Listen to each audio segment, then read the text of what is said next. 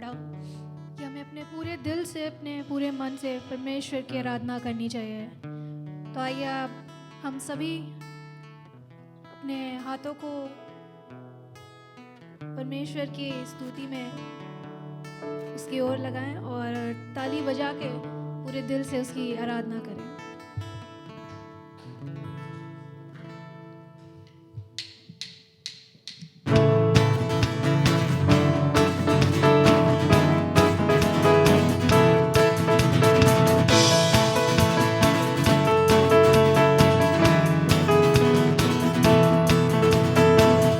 तेरे प्रेम को गाए हम, तेरे नाम पुकारे हम, तेरी स्तुति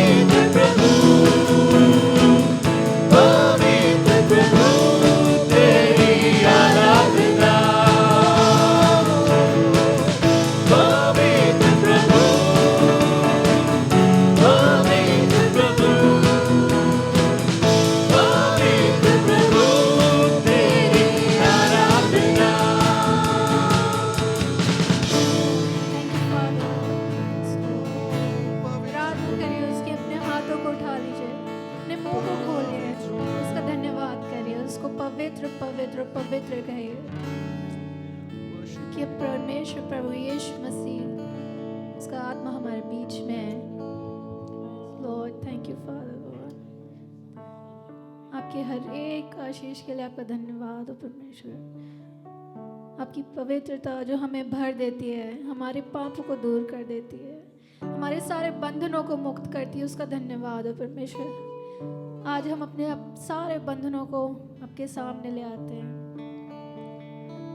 प्रभु यीशु मसीह के क्रूस पर चढ़ाए जाने के कारण हम आज आज़ादी से उसकी महिमा कर सकते हैं, उसकी आराधना कर सकते हैं। धन्यवाद हो परमेश्वर।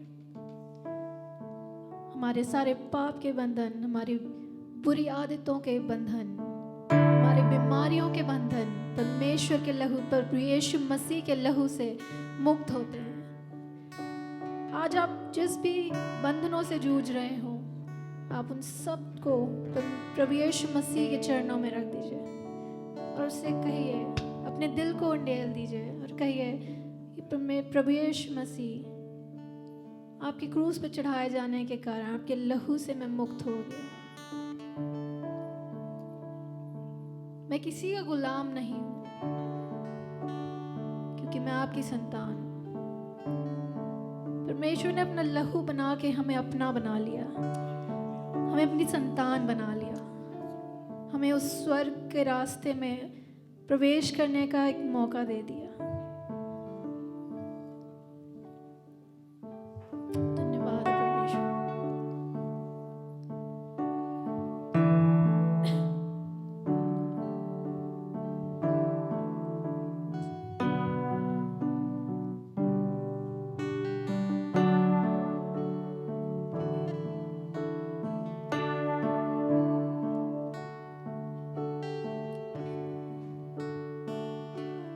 मीठे रंग से पुकारा है मुझे, तेरे प्रेम से गिरता है मुझे। शत्रु जाल से छुड़ाया है मुझे, सारे भय से मिली मुक्ति मुझे। गाइए सभी। मीठी राग से पुकारा है मुझे, तेरे प्रेम से गिरता है मुझे। शत्रु जाल से छुड़ाया है मुझे, तेरे प्रेम से मिली मुक्ति मुझे। अब नहीं हूँ मैं का गुलाम, मैं हूँ खुदा का संतान। अब नहीं हूँ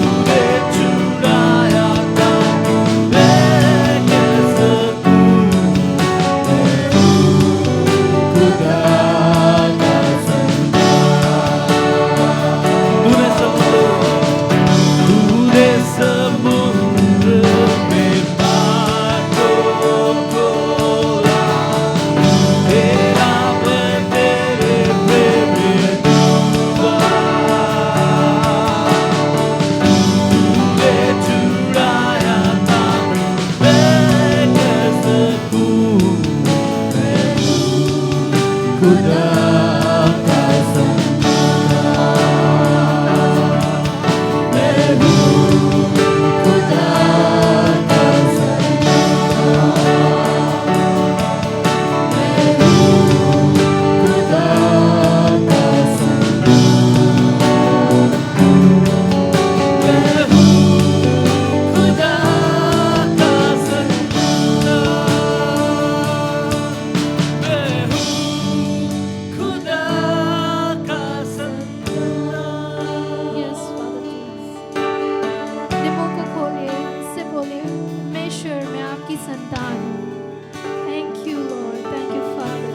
अपने हाथों को उठाइए, कोई भी जुबान न चुप रहे, हर एक उसकी प्रस्तुति को महसूस करिए। Yes, Lord. We are a child of God. We are your child, O Father. Thank you, Lord.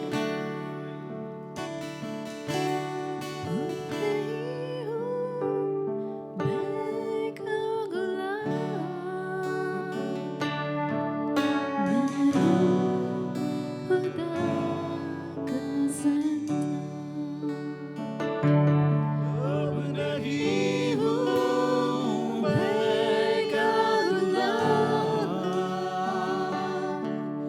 मैं हूँ खुदा का संतान।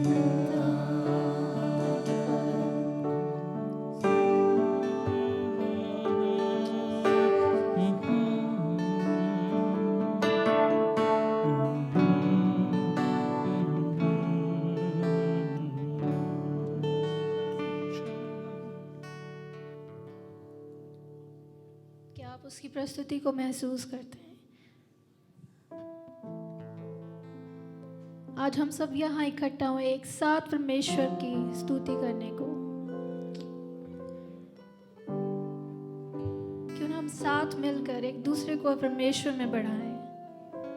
अगर आप या आपके साथ खड़े भाई बहन कोई परेशानी से गुजर रहे हैं, किस भी दशा में हों, इस बात को ध्यान रखें, इस बात को जान लीजिए कि परमेश्वर आपको कभी नहीं छोड़ता है। चाहे हम हरी चराइयों में हो,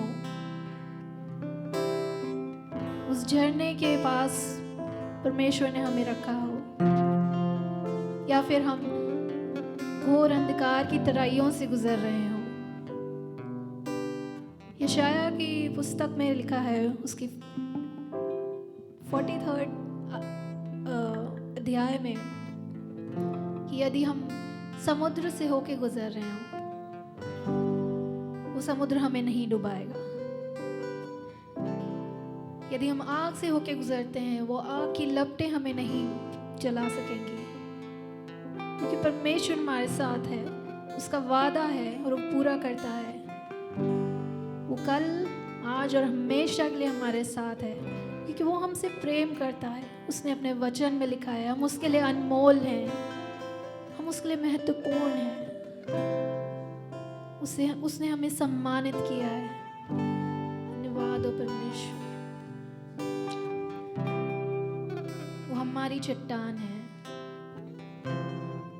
आइए हम इस चट्टान पे अपना घर बनाएं।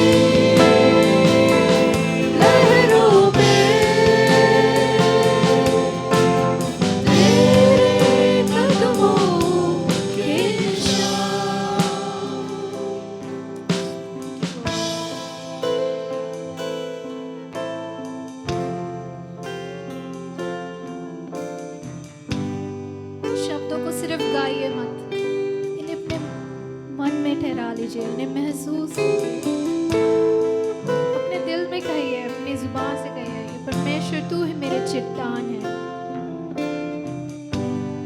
जब मैं तेरी ओर देखता हूँ तो मैं उन लहरों में नहीं गिरूंगा, लेकिन पानी के ऊपर चलूंगा, तेरे पास आ सकूंगा, क्योंकि मेरा विश्वास तुझ पर है।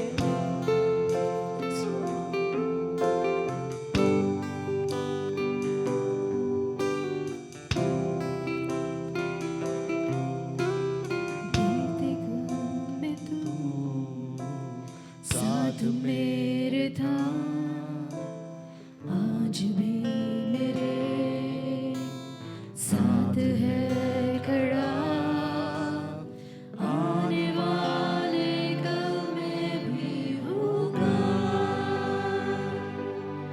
उठते हुए तूफानों में तू ही मेरी चट्टान, बढ़ती हुई लहरों में तेरे कदमों के निशान।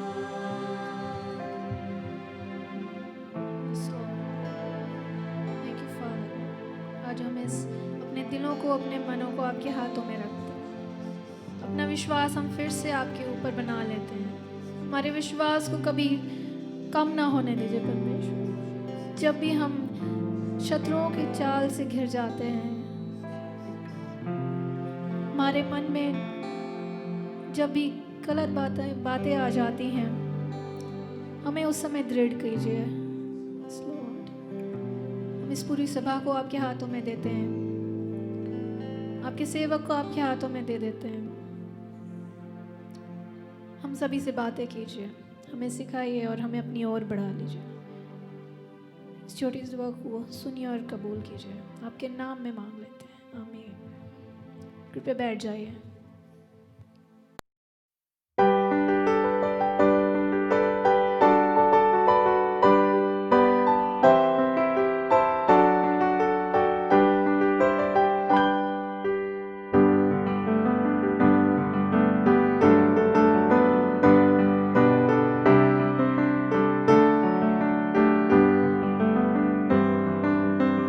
हालेलुया। आवाज नहीं आई मुझे बिल्कुल भी। Hallelujah, hallelujah. सभी को जय मसीह की। ये कितना अच्छा हम सब के लिए मौका है कि हम परमेश्वर की स्तुति करें। आमीन। प्रभु का वायदा है, वो कहते हैं कि वो हमें कभी नहीं छोड़ेंगे और वो हमें कभी भी त्यागेंगे नहीं। इस समय हम इस साल के आखिरी चरण में हैं। आखिरी महीना है 2020 का और 2021 में हम एंटर होने वाले हैं। हालेलुया। ये प्रभु की फेथफुलनेस है, प्रभु का अनुग्रह है, प्रभु की विश्वास योग्यता है कि परमेश्वर ने हमें पूरे साल में संभाल के रखा। ये साल हम सब के लिए थोड़ा डिफरेंट साल था, थोड़ा अलग था, थोड़ा डिफिकल्ट भी था। मैं समझता हूँ कि जब मैंने कहा ये डिफिकल्ट था तो आपने इस चीज़ को महसूस किया होगा। मेरे बहुत सारे जानने वाले लोग हैं जिनकी नौकरियां चली गई, इंक्लूडिंग माय वाइफ, जिनकी नौकरियां चली गई। मुश्किल हो गया, सब कुछ है, मुश्किल हो गया, लेकिन प्रभु फिर भी संभाले हुए थे। आमीन। और मैं समझता हूँ कि जब आपका 2020 ये चढ़ा होगा या फिर 2019 के आप दिसंबर महीने में होंगे, तब आपने काफ़ी सारे रेजोल्यूशंस लिए होंगे, कुछ वायदे किए होंगे कि मैं 2020 में ऐसा करूँगा, 2020 में वैसा करूँगा, ये होगा वो होगा। हमने सब ने ऐसा सोचा होगा। मैंने भी एक चीज़ सोची थी कि मैं 2019 में जो मेरा वज़न था कोई 94 kg था और 2020 में भी 94 kg है। मैंने सोचा था कि मैं 2020 को ऐसे ही ख़त्म नहीं करूँगा। मैंने जिम ज्वाइन किया, बहुत सारे पैसे लगा दिए उधर कि हाँ भाई मैं अपना वज़न कम करूँगा, लेकिन वो बात बनी नहीं। और मैं समझता हूँ कि यही मेरा प्रण आने वाले साल में भी रहेगा, क्योंकि मेंबरशिप अभी बची हुई है। सो हो सकता है कि आगे ऐसा हो जाएगा। और मैं समझता हूँ कि अगले साल के लिए आप लोगों ने, कुछ लोगों ने बहुत सारी दुआएं कर रहे होंगे आप, कि प्रभु 2021 मेरे लिए ऐसा हो, आने वाला जो नया साल है मेरे लिए अच्छा चढ़े। बड़ा मुश्किल का समय पूरे साल में हमने एक्सपीरियंस किया है, और हम सब चाह रहे होंगे, हम प्रार्थना कर रहे होंगे, परमेश्वर आने वाला साल मेरे लिए अच्छा हो जाए। आने वाले साल में हम शायद दुआ करने होंगे, हम में से कुछ लोग, कि आने वाले साल में मेरी सहायता करिए प्रभु। प्रार्थना कर रहे होंगे कि मैं बहुत सारे पैसे कमाऊं, जिन पैसों को मैंने इस 2020 में मैंने खो दिया है, या फिर मैं लॉस्ट में चला हूं। हम शायद प्रेयर कर रहे होंगे, दुआ कर रहे होंगे खुदा के सामने कि प्रभु मेरी सहायता करिए कि मैं फिर से थोड़ा अमीर बन पाऊं। हो सकता है कि कुछ लोग आप में से दुआ कर रहे होंगे, प्रार्थना कर रहे होंगे कि प्रभु जब ये नया साल मेरे जीवन में चढ़ेगा तो मैं इस नए साल में क्या करूं, मुझे एक नई नौकरी मिल जाए। हो सकता है कि कुछ लोग ये भी दुआ कर रहे होंगे कि प्रभु 2021 में तो मेरा ब्याह हो जाना चाहिए, मेरी एटलीस्ट उसमें शादी हो जाए, बाकी कोई बात नहीं है। और कुछ लोग हो सकता है कि ये भी दुआ कर रहे होंगे कि प्रभु मेरी प्रार्थना सुनिए ताकि मैं बाहर जा पाऊँ, इस कंट्री में हम नहीं रहना चाहते हैं। और आपकी प्रार्थना की लिस्ट आगे से आगे जाती रह सकती है, प्रार्थनाएं हम करते रहेंगे, ऐसी बहुत सारी बातें होंगी। लेकिन मैं आज सोचता हूँ कि एक दुआ, एक प्रार्थना जो आज प्रभु के भवन में रहते हुए, प्रभु की उपस्थिति में बैठते हुए, इस साल के अंत होने तक के, नए साल तक के चढ़ने तक के, आने वाले पूरे अपने जीवन तक के हमारी एक दुआ जरूर हो कि परमेश्वर मुझे लें और मुझे इस्तेमाल करें। आमीन। सब मेरे पीछे कहें कि परमेश्वर मुझे लें, परमेश्वर मुझे लें। मैं भी एक आपकी प्रार्थना का ये सिंबल हो सकता है, अपने हाथों को उठा के कहें कि प्रभु मुझे लें और मुझे इस्तेमाल करें। ये बड़ा मुश्किल मैंने कर दिया जब मैंने आप सबको कह दिया हाथ खड़े कर दीजिए। हो सकता है कि कई लोग कहते नहीं नहीं ये तो काम पादरियों का है, ये काम आप हाथ नीचे कर सकते हैं। प्रभु मुझे लें और मुझे इस्तेमाल करें। बाइबल ऐसे बहुत सारे लोगों की कहानियां बताती है, बहुत सारे लोगों की कहानियां नहीं कहूँगा, उनकी गवाहियां बताती है जिनको प्रभु ने इस्तेमाल किया। आप में से कितने लोग प्रभु के लिए इस्तेमाल होना चाहते हैं? बाय द वे कुछ ही हाथ देख रहा हूं मैं, ठीक है। परमेश्वर हम सबको इस्तेमाल करना चाहते हैं और वो करते हैं। प्रभु हमें सबको इस्तेमाल करते भी हैं। बाइबल ऐसी बहुत सारी लोगों के बारे में बताती हैं जिनको प्रभु ने पुराने नियम से लेकर के नए नियम तक के क्या किया है, इस्तेमाल किया है, ताकि क्या हो, परमेश्वर की महिमा हो। पुराने नियम में, नए नियम में, खास करके जब आप बाइबल की पहली 5 किताबें आप पढ़ें तो उन किताबों में भी आप देखेंगे कि प्रभु ने अपने लोगों को इस्तेमाल किया। इजरायली लोग क्या कर रहे थे? इजरायली लोग परमेश्वर के साथ चलते थे, परमेश्वर के साथ चलते चलते वो पाप करते थे, अपने जीवन को फिर से खराब करते थे और प्रभु की पनिशमेंट कई बार उनके जीवन में आती थी, लेकिन फिर भी प्रभु उनको इस्तेमाल करते थे, उनको बचाते थे। आज मैं आपके साथ एक ऐसे चरित्र के बारे में बात करना चाहता हूँ, एक ऐसे इंसान के बारे में बात करना चाहता हूँ जिसके बारे में बहुत सारी बातें बाइबल में नहीं लिखी हैं। जैसे कि मेरा सवाल है आपसे, अगर आप अपने नए नियम को देखें तो नए नियम में सबसे ज़्यादा लिखतें किसकी हैं? किसने सबसे ज़्यादा नए नियम को लिखा है? पौलुस ने। एक अच्छा आंसर दिया, क्योंकि पौलुस की कितनी पत्रियां वहां पे? कितनी पत्रियां हैं? 2, 3, 14, 13, बेसिकली 13 एपिसोड्स, 13 पत्रियां कही जाती हैं कि पौलुस के नाम की हैं और उन्होंने बहुत सारी सेवकाई लिखित रूप में प्रभु के लिए। और दूसरा इंसान कौन है? दूसरा इंसान कौन है जिन्होंने लिखा है? अगर हम कहें 20% जो हमारा नया नियम है वो पौलुस के द्वारा लिखा गया है, तो दूसरे इंसान है वो है लूका। 20% ही हमारा नया नियम किनके द्वारा लिखा गया है? क्योंकि लूका ने अपनी एक पत्री लिखी और बाद में प्रेरितों के काम भी उन्होंने लिखा। 2 पत्रियां हमें बताती हैं, 2 राइटिंग्स हमें बताती हैं कि लूका ने और पौलुस ने नए नियम में बहुत काम किया। इनके बारे में हमें बहुत पढ़ने को मिलेगा। लेकिन पुराने नियम में एक ऐसा इंसान है जिसके बारे में बाइबल बहुत ही कम बताती हैं। बहुत ज़्यादा नहीं बताते। कई बार आपको पता है कि जब हम रात के टाइम बाइबल पढ़ते हैं तो हमें टेंडेंसी होती है कि जल्दी जल्दी ख़त्म हो जाए, राइट। हम कोई पद्यांश पढ़ रहे हैं और जिसकी मान लो जी 74 वर्सेस हैं या फिर 176 वर्सेस हैं, बहुत लंबी वर्सेस है, तो आपको नींद आ रही है, आप चाहते जल्दी जल्दी ख़त्म हो, चैप्टर ख़त्म हो, मैं अपना बुक मार्क लगाऊँ और मैं सो जाऊँ। कई बार हम ऐसे किसी इंपॉर्टेंट बातों को कई बार हम मिस कर जाते हैं। आज मैं एक ऐसे व्यक्ति के बारे में आपसे बात करना चाहता हूँ, उनके जीवन के बारे में। पिछले हफ्ते हम पतरस के जीवन से हम सीख रहे थे, पतरस को किस तरह से प्रभु यीशु मसीह ने बचाया, और हम बात कर रहे थे एक वीर के बारे में, सच्चा वीर, the true story of a true hero. आज हम जो बात करने वाला हूँ मैं, प्लीज़ मेरे साथ निकालिए, जिसके बारे में बाइबल में केवल 2 ही बार आया है। निकालिए न्यायों की पुस्तक, उसका 3 अध्याय और उसकी लास्ट आयत। मैं वर्ष नहीं बोलूंगा, लास्ट आयत आप ढूंढिए कौन सी वो लास्ट आयत है। न्यायों की पत्री, नॉट पत्री, न्यायों की पुस्तक, उसका 3 अध्याय और उसकी आखिरी आयत। अगर किसी को मिल गया है तो प्लीज आप पढ़ दीजिए और बता दीजिए कौन सी आयत पढ़ रहे हैं हम। 31 पढ़िए प्लीज। उसके बाद अनाथ का पुत्र संगर हुआ, उसने 600 फलिस्ती पुरुषों को बैल के पहने से मार डाला, इस कारण वह भी इस्राएल का छुड़ाने वाला हुआ। ओके, पंजाबी बाइबल है किसी के पास? Punjabi Bible please.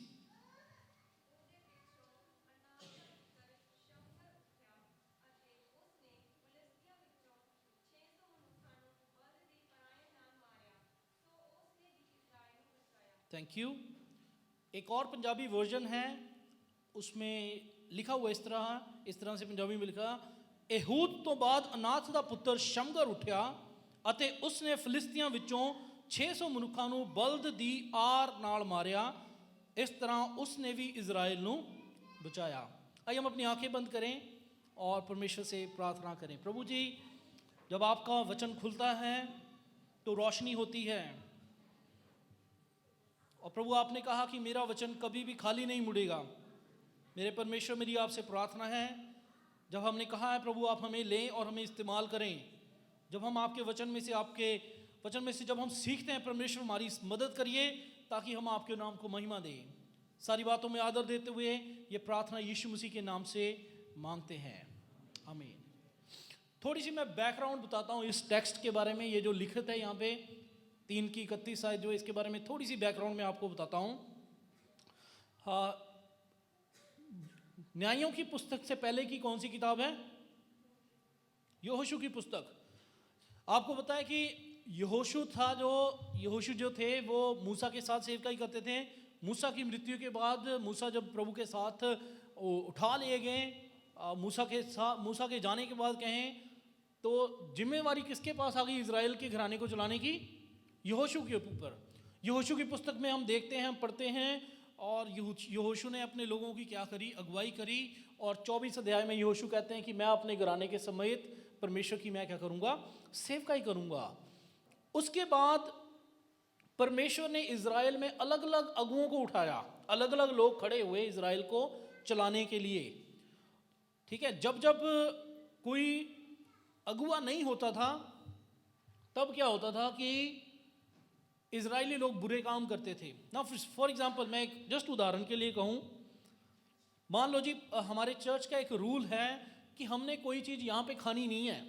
कोई भी चीज़ हमने यहाँ पे हॉल में कोई भी ईटेबल्स आइटम्स नहीं लेके आनी है, ये हमें बताया गया है। मान लो अगर इस चीज़ को देखने वाला कोई ना हो तो शायद हो सकता कि हम अपने चिप्स के पैकेट खोल के पीछे बैठे हम खाते रहें। आपने देखा होगा रेड लाइट्स के बारे में, हम सब चंडीगढ़ मोहाली में रहते हैं, रेड लाइट्स के बारे में हमें पता है। आपको पता कि जब रेड लाइट चलनी बंद हो जाती है तब क्या होता है? रेड लाइट नहीं चल रही है, किसी चौक में हम जाते हैं तब क्या होता है? या फिर कोई पुलिस वाला अगर नहीं खड़ा तब क्या होता है? ट्रैफिक जाम नहीं, लोग अपनी मर्जी करते हैं। सिंपल सी बात, जिसने जिस तरफ जाना है वो अपनी मर्जी से क्या करता रहेगा? जाता रहेगा, कोई किसी की परवाह नहीं करेगा। ऐसी ही स्थिति जब शमगर या फिर जब न्यायियों का समय था, इजरायली लोगों की दशा बनी हुई थी। लोग अपनी मर्जी अपने से कर रहे थे। क्या कर रहे थे लोग? परमेश्वर के विरोध में पाप करते थे पहले, फिर परमेश्वर उनके ऊपर कोई ना कोई जजमेंट भेजते थे, कोई मुश्किल उनके ऊपर आती थी, फिर वो रोते थे हमारी तरह कि हाय बचा लो प्रभु हमें। पहले काम पुठे करने हैं खुद ही, फिर उसके बाद जब पनिशमेंट आनी है फिर खुदा के सामने दुआ करनी है, रोना है, पश्चाताप करना है। और प्रभु हमारे फेथफुल हैं, वो उनको छुड़ाते थे। टाइम एंड टाइम अगेन लोग, प्रभु ने क्या किया? इजरायली लोगों को छुड़ाया। और उनका एक अगुआ था, बहुत सारे अगुए थे, दिबोरा थी, सैमसन था, एहूद था, बहुत सारे लोग हैं जो इसमें, आप गिदोन था, बहुत सारे लोगों के नाम आप इसमें पढ़ेंगे। ये सारे के सारे इजराइल के अगुए थे जिन्होंने क्या किया? इजरायली लोगों की मदद करी। परमेश्वर ने इनको इस्तेमाल किया ताकि ये लोग बचें। जब हम इस 31 आयत को पढ़ते हैं, जैसे मैंने बताया, इसके 2 बार इसके बारे में, शमगार के बारे में हमें 2 बार पता चलता है। एक तो है न्यायों की पत्री उसका 3 का 31, और आगे एक बार पता चलता है जो कि न्यायों की पत्री, न्यायों की पुस्तक, आई शुड से, न्यायों की पुस्तक में 5 अध्याय 6 आयत में भी इनके बारे में लिखा गया है। सिर्फ 2 बार इनके बारे में लिखा है, और परमेश्वर ने इनके द्वारा कुछ काम लिया। लेकिन जब ये 31 आयत को पढ़ते हैं, तब ये 31 आयत ही हमें बता देती है कि क्या काम किया इन्होंने, कौन थे ये, कैसे कैसे इनका जीवन था। सिर्फ लिखा हुआ इस तरह से, उसके बाद अनात का पुत्र शमगर हुआ, उसने 600 फिलिस्ती पुरुषों को बैल के पैने से मार डाला, इस कारण वह भी इजराइल का छुड़ाने वाला हुआ। क्या बताया जाता है? एहूद, इनसे पहले जो लीडर थे वो थे एहूद के बाद शमगर आए। शमगर की बैकग्राउंड बताई गई है, किसके पुत्र थे? अनात के पुत्र थे।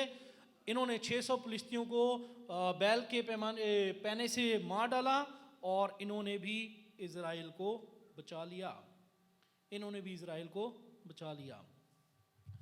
जब ये आए, जब इनका टाइम था, ठीक है, शमगर जब इस दुनिया में थे, शमगर की बैकग्राउंड के बारे में और बातें ना मैं बताते हुए आगे सीधे से बढ़ूंगा कि जब शमगर के टाइम था ना, 5 न्यायों 5 की 6 में इस तरह से लिखा है, अनात के पुत्र शमगर के दिनों में, याएल के दिनों में सड़कें सूनी पड़ी थी।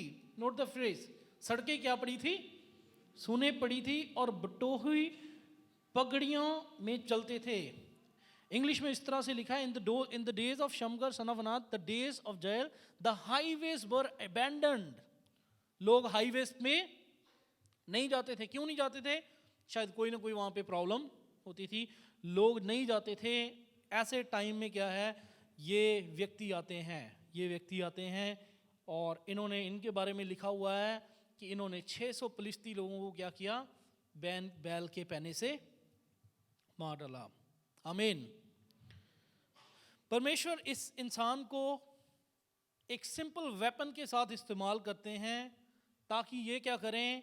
अपने लोगों को बचाएं। या फिर परमेश्वर ने इनको इस्तेमाल किया ताकि क्या हो? परमेश्वर के लोग बच जाएं। आज इनके जीवन से हम 3 सिद्धांत सीखेंगे कि किस तरह से प्रभु ने इनको इस्तेमाल किया, और हम अपने आप को परमेश्वर के सामने समर्पित करेंगे कि किस तरह से प्रभु हमें इस्तेमाल करें। सबसे पहली चीज जो शमगर ने करी है, प्रभु के लिए इस्तेमाल होने के लिए कुछ ना कुछ करना पड़ता है। इन्होंने वो यूज किया जो इनके पास था। ही यूज्ड व्हाट ही हैड। जो इनके पास था उसी चीज को इन्होंने क्या किया? इस्तेमाल किया ताकि प्रभु की सेवकाई हो सके, या फिर प्रभु का काम हो सके, या फिर इजरायली लोगों को बचाया जा सके। शमगर के नाम का मतलब होता है स्वॉर्ड, तलवार। ठीक है, इनके नाम का मतलब क्या है? तलवार है। हमारे पड़ोस में एक लड़का रहता है, उसका नाम है अयोन। अयोन नाम है, तो उसकी जो खासियत है, कैसे वो पहचाना जाता है हमारी कॉलोनी में, कि वो गाड़ी बहुत तेज चलाता है। उसको कोई परवाह नहीं, कोई सामने आ जाए, बहुत तेज वो गाड़ी चलाएगा अपनी, चाहे वो मोटरसाइकिल चला रहा है, चाहे वो गाड़ी चला रहा है। एक बार मेरी उससे मुलाकात हुई तो मैं उनसे पूछा कि क्या नाम है भाई आपका? कहता है कि अयोन। मैंने कहा इसका मतलब क्या होता है? कहते कि मैं अपने नाम के मुताबिक चलता हूँ। मैंने कहा मतलब क्या है? कहते मेरे नाम का मतलब है स्पीड, रफ्तार। और कहता मैं रफ्तार में चलता हूँ, और ये दिखता भी है हमें कि वो बहुत ही ज़्यादा रफ्तार में चलते भी हैं। ये जो शमगर था, इनके नाम का मतलब था तलवार। लेकिन जब इन्होंने प्रभु की सेवकाई के लिए कुछ करना था तो इनके हाथ में था एन ऑक्स गोड, जिसको यहाँ पे हिंदी बाइबल में लिखा पैने, पाना नहीं है वो पैने। Now let me ask you कि ये पैना क्या होता है? What is this an ox गोड? किसी को पता है क्या होता है ये ऑक्स गोड या फिर पैने? प्रायण, पंजाबी में वर्ड आया है प्रायण। पंजाबी का भी हमने एक दूसरा वर्जन पढ़ा था, इसमें लिखा था आर।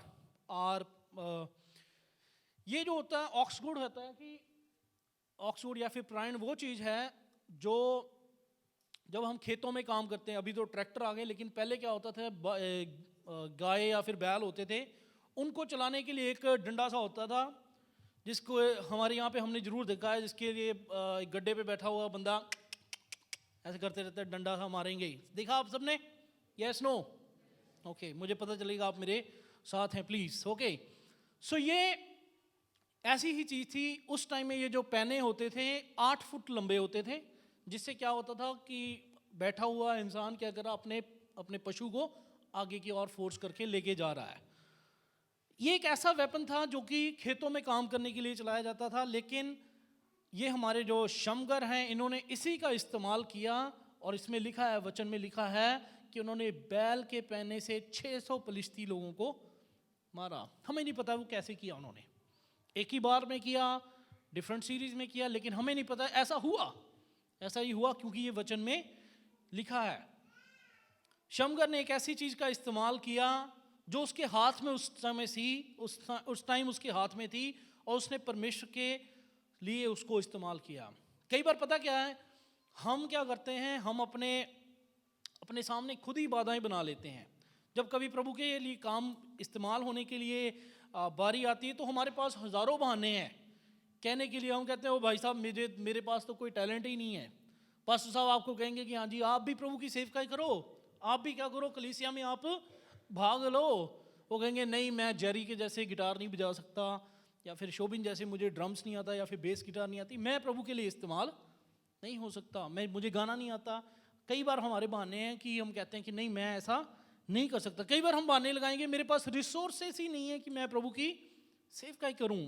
कई बार हम कहेंगे मेरे पास तो नॉलेज ही नहीं है, मेरे पास तो नॉलेज ही नहीं है कि मैं किस तरह से किसी को प्रभु के बारे में सेवकाई कैसे कर सकती हूँ। मेरे पास कोई तजर्बा नहीं है जिससे मैं कहूँ कि हाँ भी मुझे भी प्रभु की सेवकाई में हिस्सेदार होना है। लेकिन मुझे आपको एक बात बताने दीजिए, God is in the business of preparing us in order to fulfill his purpose। जिस उद्देश्य के लिए परमेश्वर ने हमें बनाया है, परमेश्वर उसके लिए हमें तैयार करना भी जानते हैं। किसी ने कहा, God does not call the qualified but he qualifies whom he has called। परमेश्वर जो पहले ही तैयार लोग हैं उनको नहीं बुलाते हैं, लेकिन जो तैयार नहीं होते हैं उनको बुलाते हैं और उनको तैयार करते हैं ताकि वो सेवकाई कर सकें। मैं उसकी एक उदाहरण हूँ। आज आपके बीच में हम सेवकाई करते हैं, या फिर हम में से जितने भी सेवक यहाँ पे बैठे हैं, हम में से कोई भी कभी तैयार नहीं था, प्रभु ने हमें बुलाया। गॉड हैज कॉल्ड अस, और प्रभु ने अपनी सेवकाई के लिए हमें तैयार किया। और God wants to use you. परमेश्वर आपको भी अपनी महिमा के लिए इस्तेमाल करना चाहते हैं, इस साल में इस्तेमाल करना चाहते हैं, आने वाले साल में, और आपके जीवन में इस्तेमाल करना चाहते हैं। परमेश्वर हमेशा उस चीज़ को इस्तेमाल करना चाहते हैं जो हमारे पास है, और जो हम परमेश्वर के सामने रख दें कि प्रभु जी इतना ही है मेरे पास, आप क्या करिए, इसे इस्तेमाल करिए। मेरे साथ निकालिए 1 कुरिन्थियों उसका 26 से लेकर के 28-29 आयत तक के पढ़ दीजिए प्लीज क्विकली। 1 कुरिन्थियों 1 अध्याय, पिछले हफ्ते भी हमने ये वचन पढ़ा था, आज मैं फिर से आपके सामने इस वचन को लेके आना चाहूँगा। 1 कुरिन्थियों उसका 1 अध्याय 26 से लेकर के 29 आयत। धीरे धीरे पढ़िए। हे भाइयों, अपने बुलाए जाने के बारे में तो सोचो।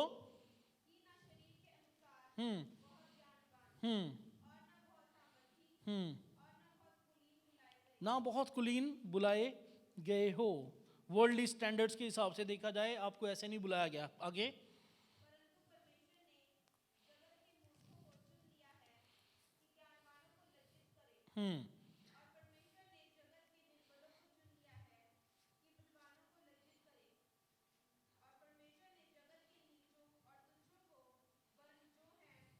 है भी नहीं।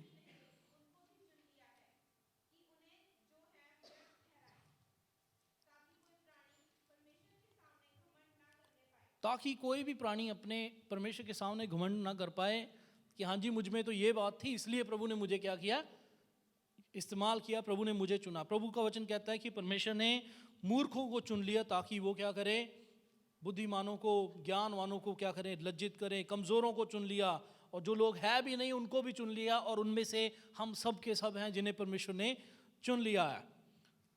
हमें अपने वचन को, परमेश्वर के वचन को बड़े ध्यान से देखना है, क्योंकि ये जो बात है, मैंने पहला सिद्धांत आपको बताया कि शमगर ने वो चीज़ इस्तेमाल करी जो उसके साथ पहले से ही उसके पास थी। हम एक्स्ट्रा सोर्सेस कई बार ढूंढते हैं कि हाँ जी मुझे ये करना पड़ेगा तब मैं सेवा करूंगा, या फिर मुझे ये करूंगा तब सेवा करूंगा। नहीं, परमेश्वर हमें, हमारे पास जो है उसी के साथ प्रभु हमें इस्तेमाल करना चाहते हैं। जब आप एक्सोडस, निर्गमन की पुस्तक, उसका 3 अध्याय जब आप पढ़ेंगे तो उसमें आप देखेंगे मूसा की परमेश्वर के साथ एक बड़ी लंबी चौड़ी बातचीत हो रही है। ठीक है, परमेश्वर मूसा से कह रहे हैं, परमेश्वर कह रहे हैं कि तुमने क्या करना है, जाके फिरौन को जाकर के बोलना है। मूसा आगे से कहता कि प्रभु अगर वो मुझे मेरे ऊपर विश्वास ना करें तब मैं क्या करूँगा, अगर वो मेरी बात माने ना तब मैं क्या करूँगा। उसके बाद हम देखते हैं परमेश्वर 4 अध्याय में उसको, 4 अध्याय की 2 आयत में मूसा को रिस्पॉन्स देते हैं। प्रभु उससे पूछते हैं, what do you have in your hand, आपके हाथ में, आपके पास इस समय है क्या है। मूसा बहाना बनाते हैं। प्रभु मूसा को क्या करते हैं, कहते हैं कि जाओ जाके फिरौन को बताओ और मेरे इजरायली लोगों को मैंने छुड़ाना है इस बंदवाई में से। मूसा को चुनते हैं। मूसा सामने से बहाने बना रहे हैं, कह रहे हैं कि नहीं नहीं प्रभु ऐसा नहीं हो सकता। प्रभु उससे कहते हैं कि तुम्हारे हाथ में क्या है। पढ़िए इस आयत को, पढ़िए प्लीज, 4:2, निर्गमन 4:2 क्विकली। यहोवा ने उससे कहा, तेरे हाथ में क्या है? वह बोला, लाठी। वो बोला लाठी, वो बोला लाठी। ये जो लाठी थी ये एक डंडा ही था बेसिकली, लेट्स से, ठीक है। क्योंकि मूसा के बारे में हम जानते हैं, मूसा एक क्या था, क्या प्रोफेशन था मूसा का, शेपर्ड। अपने फादर इन लॉ की वो क्या कर रहा था, उनकी भेड़ों को चराता था। उसके पास एक डंडा था। प्रभु उससे कहते हैं कि तेरे हाथ में क्या है। वो कहता है मेरे हाथ में लाठी है। और इस लाठी को ही परमेश्वर क्या करते हैं, बाद में इस्तेमाल करते हैं। इसी अध्याय की 4:2 आयत में हम देखते हैं इस लाठी को कहा गया है कि यह मूसा की लाठी है। लेकिन जब 4:20 आयत को पढ़ेंगे आप, उसमें लिखा कि यह लाठी अभी परमेश्वर की लाठी है। पढ़िए 4:20। तब मूसा अपनी पत्नी और बेटों को गदहे पर चढ़ाकर मिस्र देश की ओर परमेश्वर की उस लाठी को हाथ में लिए हुए लौटा। परमेश्वर की, अब तक के कुछ क्या था, किसका था, मूसा का था। और अब ये किस चीज का, किसका बन गया है, ये परमेश्वर की लाठी बन गई है। याद रखिए ये वही लाठी है जिसके साथ मूसा ने फिरौन राजा के सामने बहुत सारे चमत्कार दिखाए, बहुत सारे चिन्ह किए।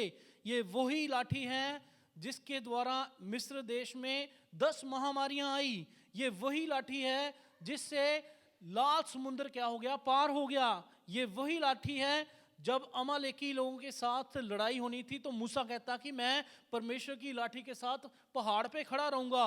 ये वही लाठी है जिससे पहाड़ में से क्या हो गया, पानी निकल आया। ये वही लाठी है जिसको परमेश्वर ने इस्तेमाल किया। एक ऑर्डिनरी, एक आम सी लाठी को परमेश्वर ने अपनी महिमा के लिए इस्तेमाल किया। एक ही उसका रीज़न था, क्योंकि परमेश्वर ने मूसा से कहा जो तेरे पास है उस चीज़ को तू कर, परमेश्वर के लिए इस्तेमाल कर। एक और बात हम देखते हैं, दूसरा राजा उसकी 4:1 से लेकर के 2 आयत में, वहाँ पे एक पोर्शन है जहाँ पे एक औरत, एक विधवा आकर के एलीशा से कहती हैं कि आप क्या करिए, कहती कि मैं काफ़ी दुखी हूँ। पढ़िए इस आयत को पढ़ दीजिए प्लीज़ क्विकली, कोई पढ़ दीजिए 4:1 और 2।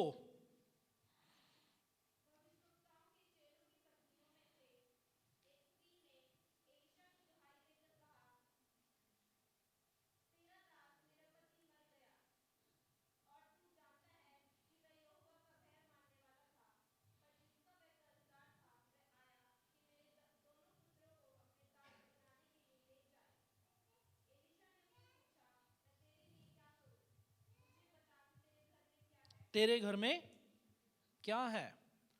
वो कहती है कि मेरे पास थोड़ा सा ऑयल है। इस पद्यांश को जब आप पढ़ेंगे तब आप देखेंगे कि परमेश्वर ने उसी के साथ क्या किया, इस औरत का, उनके बच्चों का देखभाल करी है, रखवाली करी है। जो चीज़ उनके पास थी उसी के साथ ये लोग क्या हो गए हैं, इस्तेमाल हो गए हैं। परमेश्वर, as I said, God is in the business of using anything we place in his hand. कोई भी चीज़ हमारे पास है जो हम परमेश्वर के सामने रखेंगे, परमेश्वर उस चीज़ को क्या करेंगे, इस्तेमाल करेंगे। परमेश्वर ऐसी चीज़ों को इस्तेमाल करते हैं दुनिया में जिसके लिए कोई मूल्य नहीं है, दुनिया में उसका कोई मूल्य नहीं। दुनिया सोचेगी कि ये चीज़ तो बेकार है, परमेश्वर ऐसी ऐसी चीज़ों को इस्तेमाल करेंगे। अभी अगर आप वचन पढ़ेंगे, वचन में आप देख सकते हैं कि एलिया को परमेश्वर ने किसके साथ भोजन दिया? कौवे के द्वारा। कौवे के द्वारा परमेश्वर ने क्या किया? एलिया को भोजन दिया। परमेश्वर ने जो डिसोबीडियंट प्रॉफिट जोना थे, मछली का इस्तेमाल किया ताकि वो कहाँ पहुँच पाए? नीनवे पहुँच पाए। परमेश्वर ने एक गधे का इस्तेमाल किया बालाम नाम के एक नबी के साथ बातचीत करने के लिए। परमेश्वर ने एक फिश का इस्तेमाल किया ताकि पतरस क्या कर सके, अपना टैक्स दे सके। परमेश्वर कोई भी चीज़ को इस्तेमाल कर सकते हैं अगर हम उनके सामने उस चीज़ को रखें। एक लड़का था, 17 साल का था। इस लड़के ने परमेश्वर की बुलाहट सुनी, आवाज़ परमेश्वर की सुनी, और ये कहता है कि मैंने क्या करना, अभी प्रभु की सेवकाई को करना है। 17 साल का जवान लड़का है, क्योंकि मैं समझता हूँ कि परमेश्वर जवान लड़कों से बात जरूर करते हैं। मैं जब सेवकाई में आया, मैं तब भी जवान था, मैं आज भी जवान हूँ, और प्रभु हमारी जवानी में हमें इस्तेमाल करते हैं। ये 17 साल का लड़का, इसने प्रभु की बुलाहट को सुना और अपने कलीसिया के अगुओं को बताया कि प्रभु मुझे क्या कर रहे हैं, सेवकाई के लिए बुला रहे हैं। तो इन अगुओं में से किसी एक अगुए ने उनके विरोध में प्रचार करना शुरू कर दिया। कहते हैं कि आजकल के बच्चे सोचते हैं कि हम भी सेवकाई करेंगे, और ये जो सेवकाई है ये बच्चों का काम नहीं है ये बच्चों का काम। ये लड़का बड़ा ज़्यादा डिस्करेज हो गया और सोचा कि हाँ जी, मुझे प्रभु ने सेवकाई के लिए नहीं बुलाया है। इस लड़के की कहानी में ऐसा बताया जाता है कि ये वचन पढ़ रहा था, यही न्यायों की पुस्तक पढ़ रहा था, 15 अध्याय पढ़ रहा था। उस 15 की 15 आयत में लिखा हुआ था कि परमेश्वर ने एक jaw bone of a donkey को इस्तेमाल किया, जो कि सैमसन के हाथ में थी, ताकि परमेश्वर ने काफ़ी लोगों को सैमसन की सहायता करी कि उसके साथ ये काफ़ी लोगों को तबाह कर सके।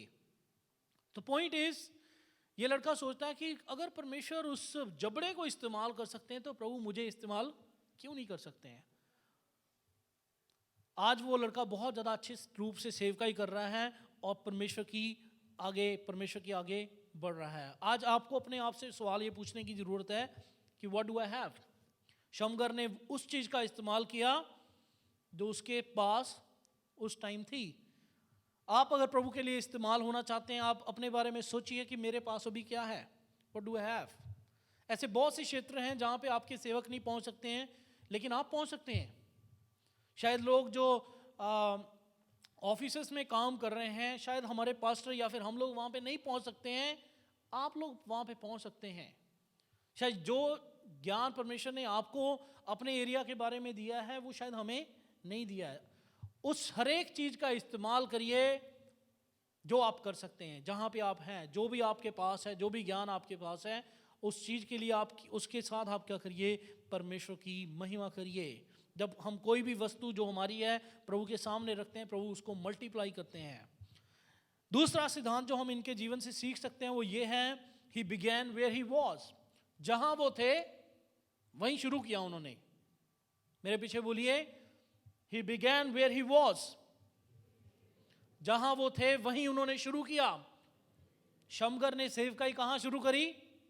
जहां वो थे उसी स्थान पे उन्होंने, शमगर ने सेवकाई शुरू करी। कहां थे वो? बाय द वे बाइबल में हमें नहीं लिखा है। बाइबल में इनके बारे में सिर्फ ये बात बताई है कि शमगर ने ऑक्सगोर्ड के साथ क्या किया, बहुत सारे लोगों को, बहुत सारे 600 फिलिस्ती लोगों को मार दिया। शमगर, मैं समझता हूँ शायद शमगर अपने फील्ड में, अपने खेत में वो काम कर रहा होगा, क्योंकि बैल या फिर कुछ खेतों में ही काम हो रहा होगा। अगर आप किसी शहर में जाते हैं, सपोज आप किसी गांव में किसी शहर में जाते हैं, तो शहर में एंटर होने से पहले हमें खेत मिलते हैं देखने को, राइट? जब हम जाते हैं किसी शहर में जाना है, किसी गांव में जाना है, तो एक सड़क से हम जब जाएंगे हमारे आसपास क्या है, खेत ही खेत हैं, और तब जा कर के हम रेजिडेंस में पहुंचेंगे। मैं समझता हूँ शायद ये इंसान वहाँ पे काम कर रहा था जब इसने देखा कि फलिस्ती लोग क्या कर रहे हैं, आ रहे हैं और आ कर के इजरायली लोगों को ये मारने वाले हैं। इन्होंने वहीं पे रह करके प्रभु की सेवकाई की करनी शुरू कर दी। You and I are placed where God has intended us that we should be. हमें परमेश्वर ने उस स्थान में रखा है जहाँ पे हमें होना चाहिए।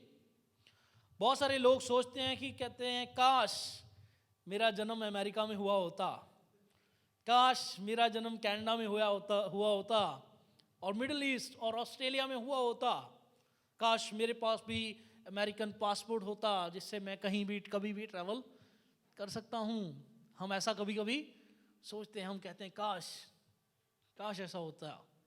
बट प्रभु की स्तुति हो कि हम इंडिया में बॉर्न हैं। Praise the Lord that we are born in India. अगर आप बाइबल को पढ़ें ध्यान से, बाइबल में 2 बार भारत का नाम आया है। And God loves India, God loves India कि 2 बार बाइबल में भी इसके बारे में लिखा है। और प्रभु ने अपने एक चेले को भी यहाँ पे भेजा, सेंट थॉमस 52 AD में, जो केरला में आकर के जिन्होंने सेवकाई का काम करना शुरू किया। God loves India. हम कुड़कुड़ाते हैं कि हाय हमारा इंडिया में बर्थ ही क्यों हो गया, बट वी डोंट रियलाइज कि शायद प्रभु की कोई योजना है जिसकी वजह से प्रभु ने हमें यहाँ पे रखा है। हम ज़्यादा से ज़्यादा जो लोग हैं हम चाहते हैं कि हम सब लोग जाके बाहर सेटल हो जाएं, बट नो, अगर परमेश्वर ने हमें यहाँ पे रखा, there is a purpose. God use Shamgar where he was, जहाँ पे वो थे वहीं पे शमगर को प्रभु ने इस्तेमाल किया। मैं समझता हूँ कि इंडिया में बहुत सारे लोग हैं, बहुत जनता रहती है, और प्रभु इंडिया से और भी ज़्यादा प्यार करते हैं। God loves India. आपको परमेश्वर ने एक ऐसे स्थान में रखा हुआ है जहाँ पे प्रभु की इच्छा है। अगर आप और मैं मोहाली शहर में रह रहे हैं तो हम अपनी तरफ से नहीं रह रहे हैं, ये प्रभु का प्लान है। फॉर श्योर हम यहाँ पे आकर के तभी रह रहे हैं, नहीं तो हम यहाँ पे नहीं होते। There is a specific place where God intended you to be, a specific audience for you to minister. एक ऐसी जगह पे प्रभु चाहते थे, ऐसी जगह में आपको रखा है जहाँ पे प्रभु आपको इस्तेमाल करेंगे। आपको पता, प्रॉफिट जोना, जो जोना नबी थे, प्रभु ने उनको क्या कहा? कहाँ जाओ? निनवे जाओ। सपोज निनवे इस तरफ है, और वो भाई साहब परमेश्वर की आवाज ना सुनते हुए तारसस की ओर जाने लगे। बिल्कुल ऑपोजिट है वो डायरेक्शन, बिल्कुल ऑपोजिट डायरेक्शन है वो। परमेश्वर का अपना प्लान है उसको वापस वहां लेके आने का। परमेश्वर ने लेट मी से कि फिश के थ्रू, एक मछली के थ्रू कहाँ पे पहुंचा दिया उसको? फिर से निनवे में पहुंचा दिया। निनवे में, क्योंकि प्रभु चाहते थे कि ये वहां पे जाएं। पौलुस को परमेश्वर चाहते थे कि वो अन्य जाति लोगों के बीच में जाके सेवकाई करें। परमेश्वर चाहते थे पतरस को कि वो यहूदियों के बीच में ही सेवकाई करे, और परमेश्वर ने हमारे लिए एक स्पेसिफिक प्लेस रखा। प्लीज मेरे साथ निकालिए प्रेरितों के काम उसकी 17 अध्याय उसकी 26 आयत, प्लीज कोई पढ़ दीजिए। प्रेरितों के काम 17 अध्याय 26 आयत, धीरे धीरे पढ़िएगा। उसने एक ही मूल से मनुष्यों की सब जातियां सारी पृथ्वी पर रहने के लिए बनाई हैं, और उनके ठहराए हुए समय और निवास की सीमाओं को इसलिए बांधा है। Okay, thank you.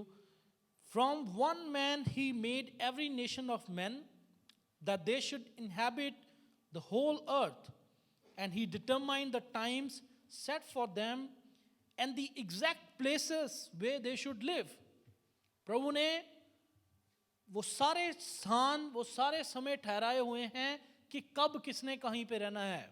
मैं इस बात के बिल्कुल खिलाफ नहीं हूं कि हाँ जी हमें अब्रॉड नहीं जाना चाहिए। हमें जाना चाहिए। जब प्रभु की इच्छा होगी तो प्रभु खुद ही ले जाएंगे।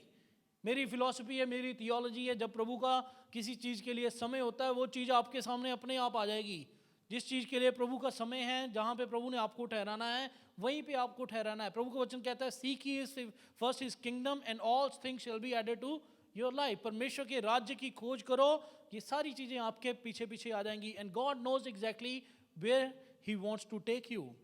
हम सब चाहते हैं कि हम प्रभु की सेवकाई करें। परमेश्वर ने ऑलरेडी हमारे लिए अपॉइंटेड प्लेस रखा है। जहाँ पे आपको प्रभु ने रखा है वो प्रभु का ठहराया हुआ प्लेस है। हम में से बहुत सारे लोग हैं, हम चाहते हैं कि प्रेरितों के काम में जो उसकी 1 और 8 आयत में जो लिखा है ना कि तुम सारे यरूशलेम, यहूदिया, सामरिया और दुनिया के छोर तक के क्या हो जाओ, परमेश्वर के गवाह हो जाओ। हम चाहते हैं कि ऐसा हो जाए, लेकिन हम अपने पड़ोसी को छोड़ देना चाहते हैं। हम अपने पड़ोसी को छोड़ देना चाहते हैं। आप इस्तेमाल हो सकते हैं। अगर आप चाहते हैं कि आप प्रभु के लिए इस्तेमाल हों, जैसा आपने कहा कि प्रभु मुझे लें और मुझे इस्तेमाल करें, परमेश्वर आपको इस्तेमाल कर सकते हैं। कहाँ पे इस्तेमाल कर सकते हैं? जहाँ पे आप हैं, जिस नगर में, जिस सेक्टर में, जिस मोहल्ले में, जिस कॉलोनी में आपको रखा है, मुझे रखा है, परमेश्वर आपको और मुझे इस्तेमाल कर सकते हैं। व्हाट्स स्टॉपिंग अस? क्या चीज़ हमें रोक रही है? आपको पता है क्या चीज़ रोकती है? कई बार शर्म हमें रोकती है। हमें शर्म रोकती है कि हम परमेश्वर के बारे में कैसे इनको बता दें, कैसे हम किसी को कह दें कि मैं यीशु मसीह को, हाँ तो मैं भी जाता हूँ चर्च में कभी कभी, कैसे किसी को कह दें कि मैं भी यीशु मसीह पे विश्वास करता हूँ। शर्म आती है कई बार लोगों को, छुपाएंगे लोग अपनी चीज़ों को।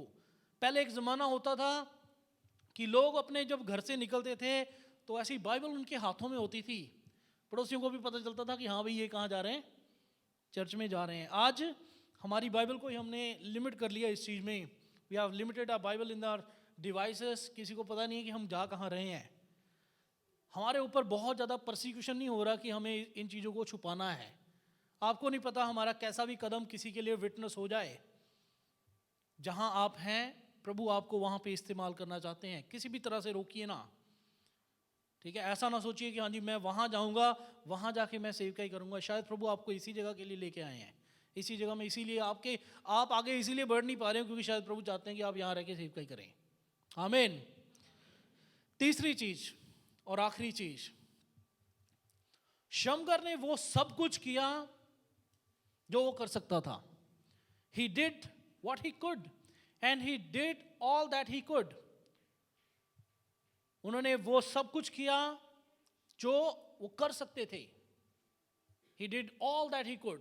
प्रभु के लिए इस्तेमाल होने के लिए वो सब कुछ उन्होंने किया जो वो कर सकते थे। मुझे नहीं पता कि उनको ये चीज़ चलानी आती होगी कि नहीं जब उन्होंने लड़ाई करी होगी, आई डोंट नो, लेकिन उन्होंने वो सब कुछ देखा, किया। सपोज अगर मैं शमगर की जगह होता तो प्रॉब्ली मैं भाग जाता, पहले अपने गांव में जाता कि आओ यार आ रही है फौज वहाँ से, हम उनका सामना करें। But no, with the help of the Holy Spirit इन्होंने क्या किया, खुद ही सबको हैंडल कर लिया। यू नो एक चीज़ आपको बताता हूँ, God doesn't expect you to do what you cannot. परमेश्वर हमसे उस चीज़ की कभी भी उपेक्षा नहीं करते हैं जिसको हम नहीं कर सकते हैं। परमेश्वर हमसे कभी भी वो चीज़ की अपेक्षा नहीं करेंगे जिसको हम नहीं कर सकते। नाउ फॉर एग्जांपल मेरी छोटी सी बेटी है, मैं नहीं कहूँगा कि वो 10 किलो का आटे की बोरी उठाए। क्यों? क्योंकि वो नहीं कर सकती। मुझे पता है शायद हो सकता है कि आधा किलो का एक लिफाफा पकड़वा दूँ मैं, वो कर सकती है, वो वहाँ तक कि 1 किलो भी वो उठा सकती है। लेकिन मैं कहूँ हाँ जी 10 किलो उठाए, नहीं, वो नहीं कर सकी। ये एक अच्छा विचार है कि परमेश्वर हमसे वो कभी भी एक्सपेक्ट नहीं करेंगे जो हम नहीं कर सकते हैं, लेकिन परमेश्वर हमसे वो चीज़ हमेशा एक्सपेक्ट करते हैं जो हम कर सकते हैं। शमगर ने वो सब कुछ किया जो वो कर सकते हैं, और परमेश्वर अपने लोगों को योग्य बनाते हैं ताकि वो बड़े बड़े काम करें। परमेश्वर अपने लोगों को तैयार करते हैं कि वो बड़े बड़े काम करें। अगर आप इसी चैप्टर 3 में आप पढ़ें, चैप्टर 2 में पढ़ें, जो यहूद थे, इनसे पहले जो लीडर थे इजराइल के, उन्होंने क्या किया, इजराइलियों की सहायता से 10,000 मोआबी लोगों को ख़त्म किया। लेकिन जब शमगर के बारे में बात आती है, शमगर ने सिर्फ 600 फिलिस्ती लोगों का सामना किया। उन्होंने वो सब किया जितना वो कर सकते थे।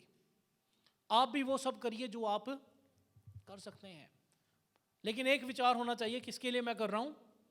प्रभु के लिए कर रहा हूँ। मुझे नहीं पता आपके पास क्या गुण है, मुझे नहीं पता आप किस चीज़ में अच्छे हैं, लेकिन आप वो सब कुछ करिए जो आप कर सकते हैं। पवित्र आत्मा आपको हेल्प करेगा इस चीज़ में।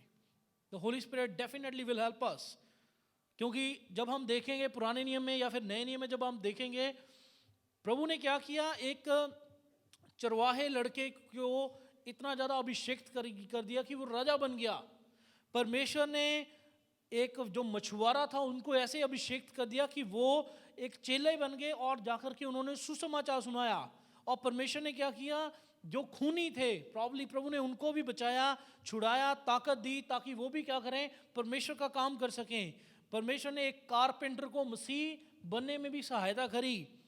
हम कई बार रियलाइज नहीं करते हैं, हम कई बार सोचते हैं कि मुझे शायद दूसरों की तरह बनना है, जैसे दूसरे करते हैं वैसे ही शायद मेरी सेवकाई भी ऐसी होगी ना। सपोज अगर मेरी सेवकाई है, हाँ जी मैंने गीत गाने हैं, प्रचार करना, शायद आप सोचें हाँ जी मेरी भी यही सेवकाई है। नहीं नहीं नहीं नहीं, परमेश्वर नहीं चाहते हैं कि हम किसी की कॉपी करें। You are unique personality. शायद आपके पास जो गुण है मुझे पता ही नहीं उसके बारे में, जो आपके पास खूबियां हैं, जो आप कर सकते हैं शायद मैं कर ही नहीं सकता हूं। आप परमेश्वर के राज्य में क्या है, यूनिक हैं, यूनिक हैं। परमेश्वर ने अगर अपने बारे में आपने सोचना है, आप जान सकते हैं कि आपके भाई बहन भी आपके समान नहीं है, आपका डीएनए भी सेम नहीं है, हमारे फिंगरप्रिंट्स एक दूसरे से अलग हैं, हमारे डीएनए अलग हैं, हमारी आई रेटिना सब कुछ अलग है। हम परमेश्वर के लिए यूनिक हैं और उसी यूनिक तरीके से परमेश्वर चाहते हैं कि हम अपने आप को प्रभु के सामने रखें और प्रभु की सेवकाई को करें। किसी ने कहा कि परमेश्वर के जो दफ्तर में उसमें फोटोकॉपी नहीं है, फोटोकॉपियर नहीं है, कि अगर आप चाहें कि हाँ जी मैंने पास्टर साहब जैसे बनना है, शायद आप नहीं बन सकते। हो सकता है कि परमेश्वर आपको उनसे भी ज़्यादा बेहतर तरीके से इस्तेमाल करें, इसके लिए आपको तैयार रहना है। शमगर ने वो सब कुछ किया जो वो कर सकते थे, जो वो कर सकते थे। क्या आप वो सब कुछ कर रहे हैं जिसके लिए जो आप कर सकते हैं? फॉर एग्जांपल क्या आप वो सब काम कर सकते हैं ना? फॉर एग्जांपल अगर प्रभु ने मुझे इतना सामर्थी बनाया है कि मैं किसी की मदद कर सकता हूं, तो क्या मैं कर रहा हूं? That's a question. क्या परमेश्वर ने जिस चीज़ के लिए जो मैं कर सकता हूं वो कर रहे हैं हम कि नहीं? प्रभु चाहते हैं कि हम वो सब कुछ करें उनकी महिमा के लिए। एक आयत पढ़ दीजिए मेरे लिए, पहला पत्रस 4:10। पहला पत्रस 4:10।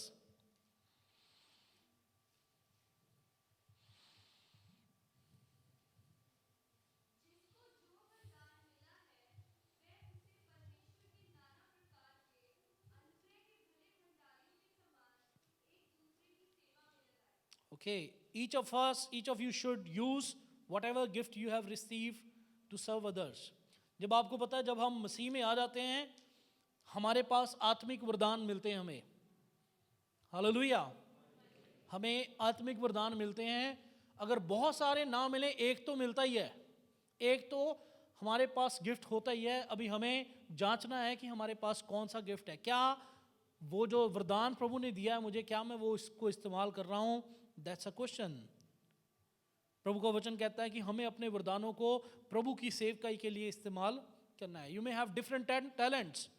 खुदा ने आपको क्रिएटिव बनाया है, खुदा ने आपको ऐसा बनाया है कि आप डेकोरेशन बहुत अच्छी करते हैं, खुदा ने आपको ऐसे बनाया है कि आप मैनेजमेंट बहुत अच्छी कर सकते हैं, खुदा ने शायद आपको ऐसे बनाया है कि आप दान बहुत अच्छे से दे सकते हैं, खुदा ने शायद आपको ऐसा बनाया है कि आप दूसरों की सेवा कर सकते हैं। क्या वो सारे जो वरदान मुझे मिले हुए हैं, क्या मैं उनको प्रभु की सेवकाई के लिए इस्तेमाल कर रहा हूँ कि नहीं? That's a question. अगर आप चाहते हैं कि प्रभु के लिए आप इस्तेमाल करें, 3 चीज़ें आप अपने दिमाग में यूज़ करें कि क्या मैं वो सब कुछ इस्तेमाल कर रहा हूँ जो मेरे पास है। Am I using what I have? Or are we ministering to others? क्या मैं वहीं पे सेवकाई कर रहा हूँ कि नहीं? और क्या मैं वो सब कर रहा हूँ जिसके लिए प्रभु ने मुझे बुलाया है? दूसरा कुरिन्थियों 4:18 में इस तरह से लिखा है, हम तो देखी हुई वस्तुओं को नहीं परंतु अनदेखी वस्तुओं को देखते रहते हैं। आपको पता है कि आज हमारे संसार में मल्टीनेशनल कंपनीज हैं, मल्टीनेशनल कॉरपोरेशंस हैं, IBM, HP, ब्ला ब्ला, बहुत सारे हैं, एप्पल है, सैमसंग है। ये सारी की सारी क्या हो सकती हैं? लोप हो सकती हैं एक दिन। लेकिन कोई काम जो प्रभु के लिए किया गया है, प्रभु के राज्य के लिए किया है, वो हमेशा तक के बना रहेगा। शमगर ने प्रभु की सेवकाई के लिए ये काम किया, उनके बारे में बाइबल में हमें मिलता है।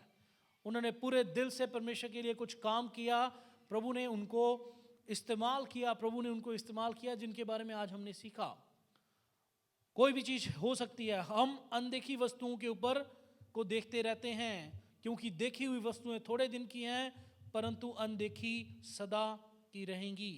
ये संसार आपको शायद कहेगा नहीं जी, आप नहीं प्रभु के लिए इस्तेमाल हो सकते हैं।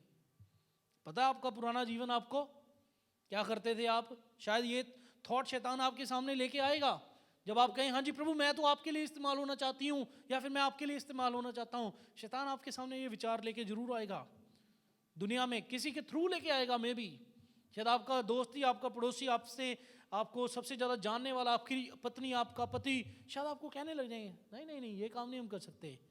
तुझे पता है कि तूने क्या क्या किया पुराने दिनों में?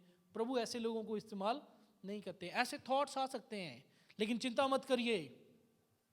ऐसे थॉट्स हमारे जीवन में आ सकते हैं कि मुझे तो बोलना नहीं आता।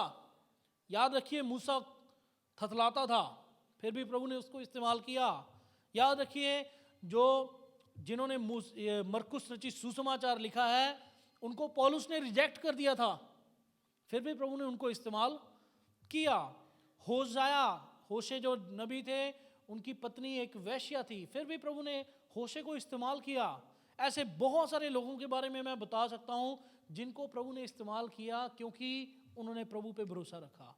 आज की सुबह, आज की दोपहर, मैं आपको, जितने भी लोग आज मुझे सुन रहे हैं, मैं आपको मंत्रण देना चाहता हूं। जब आपने कहा कि प्रभु take me and use me, जब आपने कहा कि प्रभु मुझे ले और मुझे इस्तेमाल करें, गेट रेडी।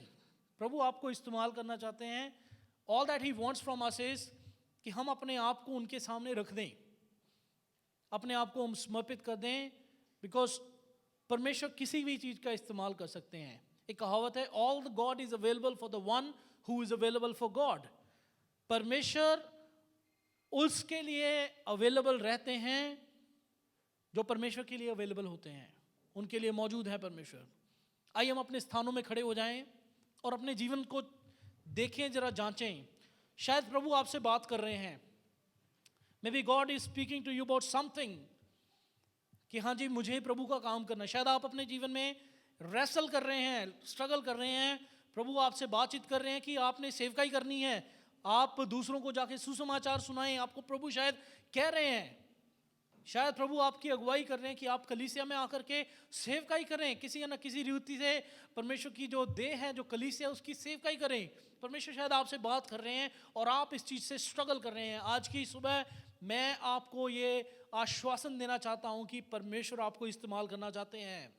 अगर ये वचन प्रभु ने आज मुझे दिया आपको बताने के लिए, ये सच बात है कि परमेश्वर आपको और मुझे अपनी सेवकाई के लिए इस्तेमाल करना चाहते हैं। अपने हाथों को उठाएं जो अपने आप को समर्पित करते हैं, अपने आप को प्रभु के हाथों में दे। प्रभु से कहें कि प्रभु आपने इतने लोगों को इस्तेमाल किया, मुझे भी करिए, मुझे भी अपनी सेवकाई के लिए इस्तेमाल करिए। समर्पित करें अपने आप को, कहें प्रभु मैं अपने आप को आपके हाथों में देता हूं, समर्पित करता हूं परमेश्वर। ये साल शायद मैंने बर्बाद कर दिया, लेकिन प्रभु आने वाला साल ऐसा ना हो। Hallelujah, thank you Lord, thank you Lord Jesus. परमेश्वर पिता, हम आपका धन्यवाद करते हैं आपकी तमाम आशीषों के लिए। हम जीवित हैं परमेश्वर, यह आपका बड़ा अनुग्रह है। और प्रभु जी, हम आपसे आज कहते हैं कि आप हमें इस्तेमाल करें। हालेलुया।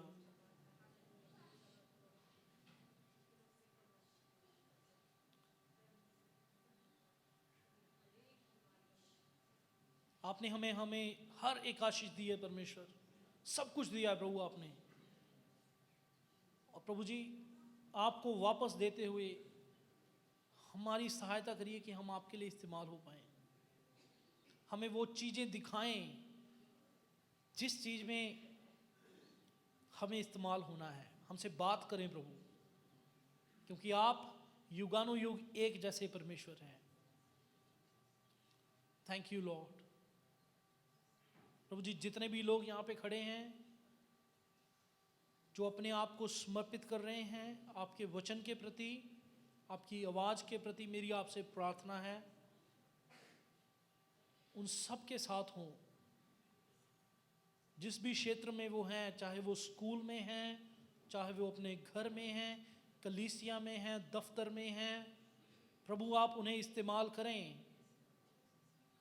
जो भी आपने उनके अंडर में दिया है, खूबियां दी हैं, उन सब को प्रभु इस्तेमाल करें ताकि आपकी सेवकाई हो पाए, आपका वचन फैल पाए। और प्रभु आप अपने लोगों की सहायता करें कि वो सब कुछ करें जो वो कर सकते हैं। इग्नोर ना करें आपकी वॉइस को, शर्मिंदा ना हो कभी भी। आपके दास पौलुस के समान वो भी कह पाए कि मैं सुसमाचार से नहीं लजाता हूं। परमेश्वर पिता, हम धन्यवाद करते हैं आपका। हमारे जीवन को प्रभु ठीक करें, हम समर्पित करते हैं। आपकी आशीष परमेश्वर हम सब के ऊपर हो, अनुग्रह बख्शिए परमेश्वर, हमें इस्तेमाल करिए। जैसे हमने कहा है कि आप हमें लें और हमें इस्तेमाल करें।